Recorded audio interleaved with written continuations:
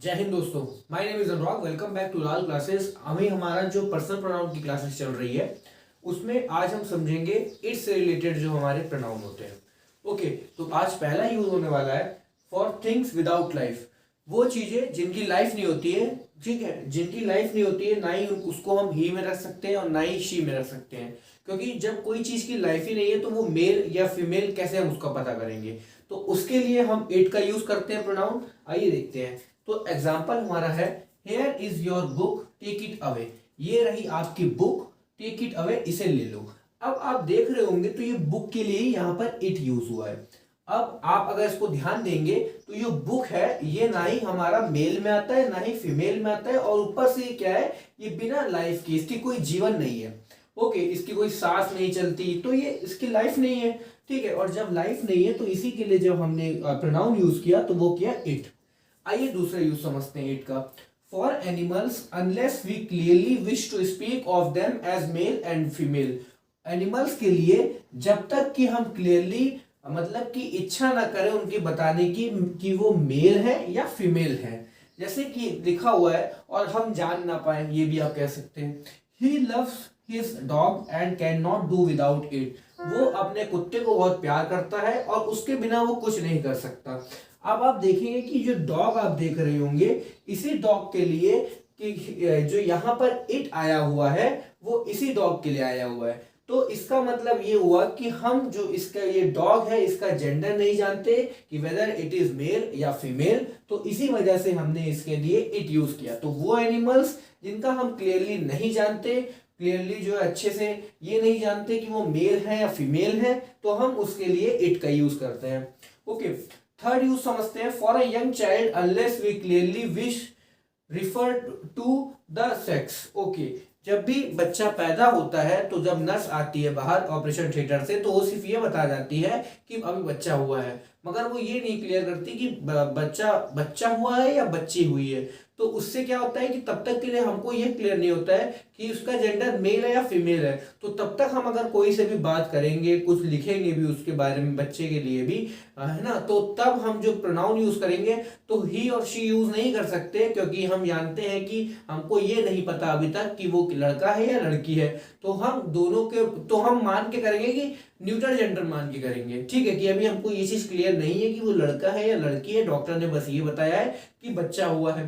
तो इसके लिए जब भी हम प्रोनाउन यूज करेंगे तो ही और शी तो आएगा नहीं, क्योंकि क्लियर नहीं है जेंडर, तो इट का यूज करेंगे। ओके, वही हमने किया सेंटेंस में। When I saw the child it was crying. जब मैंने बच्चे को देखा तो वो रो रहा था। तो इस टाइम पर जब उसने बच्चे को देखा तो वो उसका जेंडर नहीं जान पाया, उसने जेंडर नहीं जाना कि ये फीमेल है या मेल है। तो उसी के लिए जब इसने प्रोनाउन यूज किया चाइल्ड के लिए तो इट लगा दिया। Second, that baby has torn it's clothes. अब बच्चे लेटे होते हैं, है ना, ठीक है, अब अपने कपड़े फाड़ रहे, कोई ने उसको जाते हुए देख लिया, ठीक है, तो बोल दिया कि that baby has torn it's clothes. Okay, तो इसका मतलब ये है कि जो बंदा जा रहा था, जो बात कर रहा था उस बच्चे के बारे में, वो ये नहीं जानता था कि वो बच्चा मेल है, लड़का है या लड़की है। तो इसीलिए जब उसके लिए प्रोनाउन यूज किया तो इट्स यूज कर दिया, आप देखेंगे तो। ठीक है, ये हमारा पॉजिटिव प्रोनाउन है, किसके लिए, बेबी के लिए। आइए अब आज का लास्ट यूज समझते हैं, वो है to refer to some statement going before. Okay, अब आप देखेंगे इसमें तो आपको दो सेंटेंस दिखेंगे। सेंटेंस क्या होते हैं, subject plus predicate. He is telling what is not true. ठीक है, एक बात ये रही पूरी कि वो ये नहीं जानता, वो कह रहा है कि जो वो कह रहा है वो सच नहीं है। ये एक हमारी पूरी बात है। ओके, ये हमारी पूरी एक बात है, एक सेंटेंस है कि जो वो कह रहा है वो सच नहीं है। एंड ही नोज इट, ठीक है, और वो ये जानता है। तो अब देखिएगा, जब भी हम बाद वाले सेंटेंस में, एक सेंटेंस हमारा ये हुआ, एक ये हुआ, और जब भी हम बाद वाले सेंटेंस में पहले वाले सेंटेंस को रिफर करेंगे तो आप देख रहे होंगे इसी पूरे सेंटेंस के लिए यहां पर इट आ रहा होगा।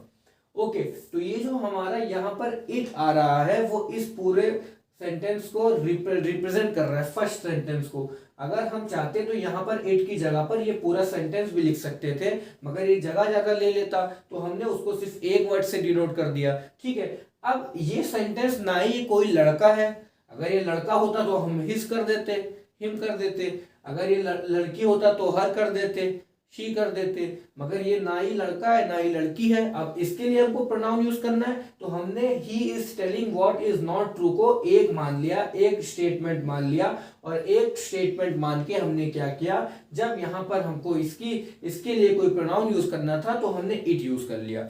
तो मतलब ये है कि जैसे दो सेंटेंस यूज हो रहे हैं, अब पहले सेंटेंस को अगर हमको पहले सेंटेंस को दूसरे सेंटेंस में रिप्रेजेंट करना है, ठीक है, तो पूरे सेंटेंस को हम एज अ प्रोनाउन यूज करेंगे, क्योंकि अगर पूरा का पूरा सेंटेंस दूसरे सेंटेंस में उतार देंगे, जैसे कि यहाँ पर अगर हम ये पूरा उतार देते तो ये पूरा इतना लंबा हो जाता सेंटेंस, मगर हमको सेंटेंस छोटे में ही समझाना है, तो उसके लिए हमने क्या किया, ये जो ऊपर की जो स्टेटमेंट थी ही is telling what is not true, उसके लिए हमने एज अ प्रोनाउन यूज किया, एक प्रोनाउन ले लिया, रिप्रेजेंट कर दिया प्रोनाउन से, तो ही और शी तो आ नहीं सकता, तो इट लगा के हमने इसको कंप्लीट कर दिया। तो ही नोज इट, अब वो क्या जानता है, ही नोज, अब ये रख के देख लीजिए, he knows he is telling what is not true, वो जानता है जो भी वो कह रहा है वो सच नहीं है। ओके, आइए दूसरा समझते हैं। ही डिजर्व्ड हिज पनिशमेंट, ये एक हुई कि उसको पनिशमेंट देनी चाहिए, ये एक हमारी क्या है, एक स्टेटमेंट है पूरी। एंड ही नोज इट, और वो जानता है। तो अब देखिए इस पूरी बात के लिए, ही डिजर्व्ड हिज पनिशमेंट की पूरी बात के लिए दूसरे सेंटेंस में इट आ गया। ओके, अब ये इट हमारा आया है तो हमको तो ऐसा करना चाहिए कि पूरा सेंटेंस लिखना चाहिए था, मगर हम जानते हैं कि जब जो हमारा प्रोनाउन होता है वो नाउन की पोजीशन पे आता है, जिससे कि जो नाउन है हमारी रिपीट ना हो। ओके, तो आप देखेंगे कि ही डिजर्व्ड हिज पनिशमेंट जो लिखा हुआ है कि वो उसको पनिशमेंट देनी चाहिए, एंड ही नोज इट, तो वो जानता है इट की जगह पे ये रख दीजिए, वो जानता है कि उसको पनिशमेंट देनी चाहिए। अब हमने पूरी बात ना लिख के इसको पूरा रिप्रेजेंट कर दिया, किससे, इट से, क्योंकि ना ही ये लड़का है और ना ही लड़की है, ये न्यूट्रल जेंडर है, ना ही लड़का ना ही लड़की, तो इट ही यूज होगा। और जब हमने इट यूज किया तो इस पूरी बात के लिए रिपीट ना करने के लिए हमने इट का यूज कर दिया। ओके, तो आज हमने टोटल 4 यूज समझे।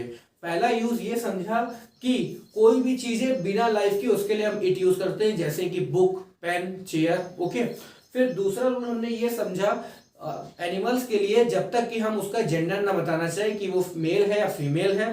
Okay, for a young child, जो बच्चे जब पैदा होते हैं तो हमको नर्स जब आके बताती है कि बच्चा हुआ है, तो हम ये नहीं जानते कि बच्चा लड़का है या लड़की है, ठीक है, तो तब के लिए अगर हमको कोई प्रोनाउन यूज करना होगा उस बच्चे के लिए तो इट यूज करेंगे। और आज का लास्ट हमने ये समझा कि जब दो सेंटेंस यूज हो रहे हैं और अगर पहले सेंटेंस को दूसरे सेंटेंस में रिप्रेजेंट करना है तो उसके लिए पूरी बात जो पहले की होगी उसको हम इट से रिप्रेजेंट करेंगे दूसरे सेंटेंस में, जैसा कि हमने यहां पर समझा।